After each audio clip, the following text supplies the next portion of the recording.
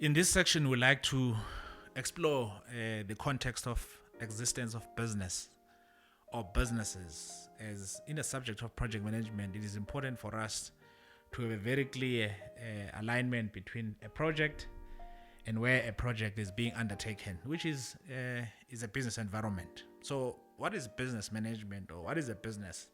Starting with a business can be any formalized or informal entity that has been established to deliver a particular service or a particular product. So, and we can look at businesses, and I'm sure in the modern times we've seen all sort of businesses emerging, from one-man show to multinationals to conglomerates, mid-size SMEs, and so forth. So, in this context, we don't see project management not only meant for some businesses, but we see project management as meant for most, if not all, types of businesses. But we're going to show you how we quantify, justify that notion. So, in a nutshell, business management it can be seen as a process of leading, directing parts of an organization through planning, allocation, deployment of key resources that will be utilized in the execution of key activities to ensure that a set objective, which can be either a product or service, can be accomplished. So every business that exists certainly will have a particular objective that it intends to achieve. And these can be a production, these can be delivery of certain products as well as services. So in the quest of embarking onto these operational or business activities, it's stand to reason that organization will use some resources to do the execution of these services. So looking at different types of businesses, the list is endless. I mean, you can look at, in this context, a business being the private sector or a business being the public sector as well. Why? Because even though you might be in the public sector, you still aim at achieving a set objectives, be it in service delivery or in production of certain goods, as it were. So some of the examples which are very common, we know transportation is one of the biggest businesses globally, because logistics and transportation probably is one of the most important service we need. So we have a number of companies involved in transportation, from transportation of passengers, transportation of goods, and some transportation of certain exclusive commodities. So transportation is quite a wide known and commonly understood businesses. Housing development is one of the big businesses in Africa as a continent. Housing is one of the key requirements. Whilst government plays a critical role in ensuring housing, private sector plays also much an important role to ensure that people do have roofs onto their houses, and so that they can be able to be accommodated accordingly. So agriculture is another set of business. Mining is another set of business. Infrastructure, where you provide electricity, where you provide road, where you provide telecoms, amongst other things, they form other set of businesses. Healthcare emerges as one of the probably critical businesses, especially in our continent. Food production, we've spoken about agriculture, agro-processing.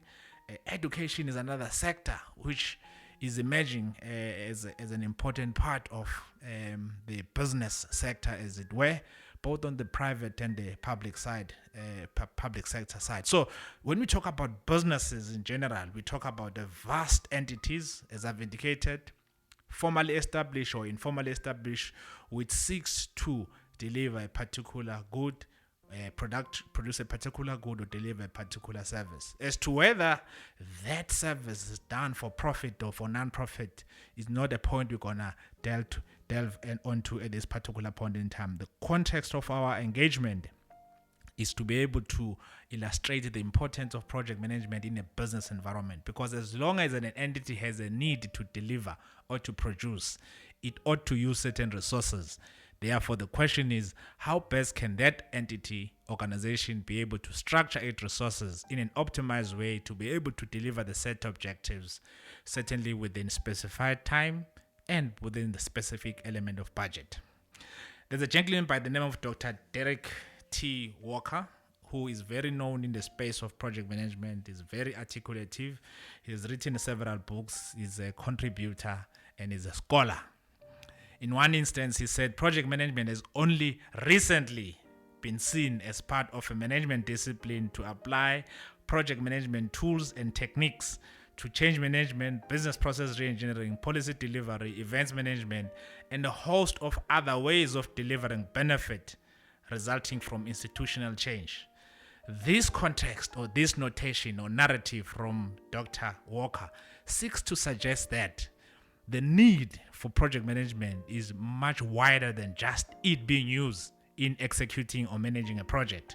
He argues, and we seem to agree fully, that not only in project but in the sphere of work where any form of execution needs to be undertaken, project management can play an active role in ensuring the element of efficiency in delivering the service or producing a particular goods.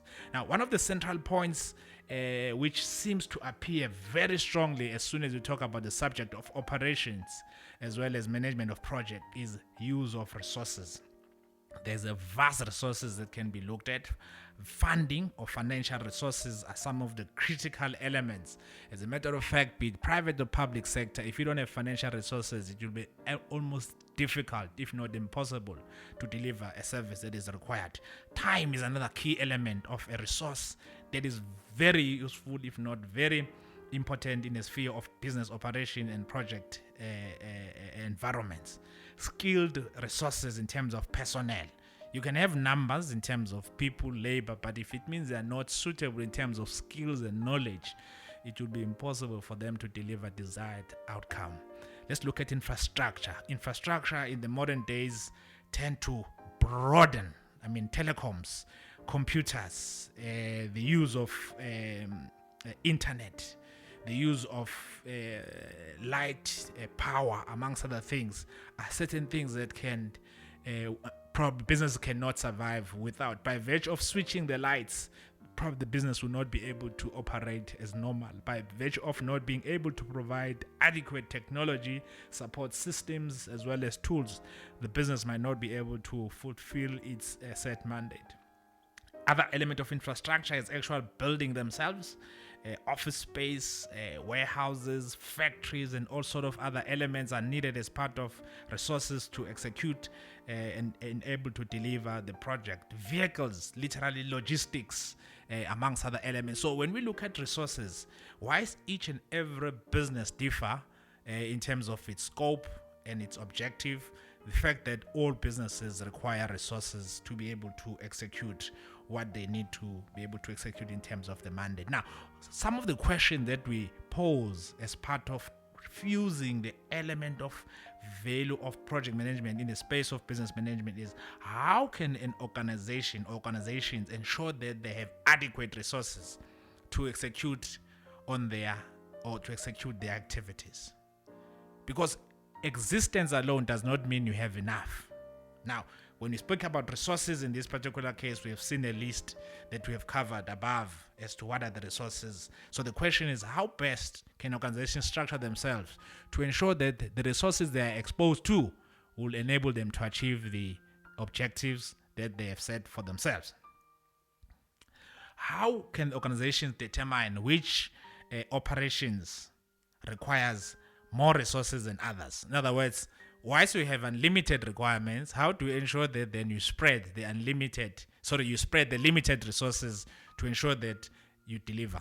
Because if it means you're going to spread them thin across, you might end up not delivering on any. But the technique then is needed perhaps to say, whilst we have X amount of resources at our disposal, bear in mind that we have Y amount of requirements that are needed, be it from the clients, be it to ensure compliance, or be it from our own strategic objective and so forth. So the element of how then you balance the resource availability and fulfilling the mandate becomes a very important element. The question is, how can organizations establish certain techniques? How can organizations ensure that services are rendered fact whilst the resources are of constraint? We do know that there's no organization that has got more than enough resources, so to speak. Some organizations might have enough of this aspect, but not enough of the other aspect. As we are in the human resource development space, we do know that there are very few organizations which can claim to have sufficient skill levels and number of employees that they need to fulfill the mandate of the organization, as it were.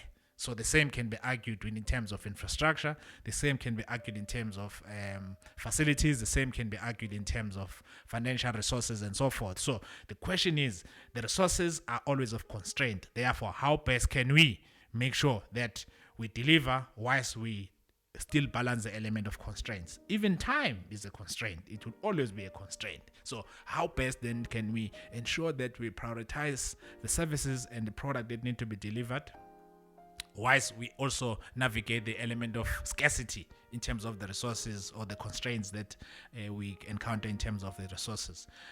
How should organizations plan and fulfill the need in terms of their business, looking at the short, medium, and long term? Someone can talk about that as an element of strategy, but strategy-wise, it assists us to plan. It does not necessarily automatically gives us the empowerment to execute. So whilst we have planned medium, short, and long term, whilst we know exactly what we seek to achieve or what we intend to achieve, the question of executing becomes rather a different ballgame altogether. So these are some of the questions that we do believe businesses the world over keeps on continuously pondering on and seeking better ways of dealing with it. Looking at a number of models that are available, we do believe that project management is just but one of those key fraternity / and or phenomenon that can be able to assist, because project management not only does it assist organizations to execute on project, but it allows organizations to develop standard framework that can enable these organizations to plan, execute, and coordinate their activities, bearing in mind the scarcity or the constraint of those resources. But all this is done in an integrated manner. Probably at this particular juncture, I'd like us to underline the integratedness of this aspect, because the elements of balance between scarcity and unlimited needs, amongst other things, can be dealt with by virtue of dealing with the issue of integratedness. So project management, as much as we still have to define it in our engagement going forward, we do believe it provides a formidable and structured mechanism to plan and manage intensive work packages of an organization within the constraints of time as well as resources.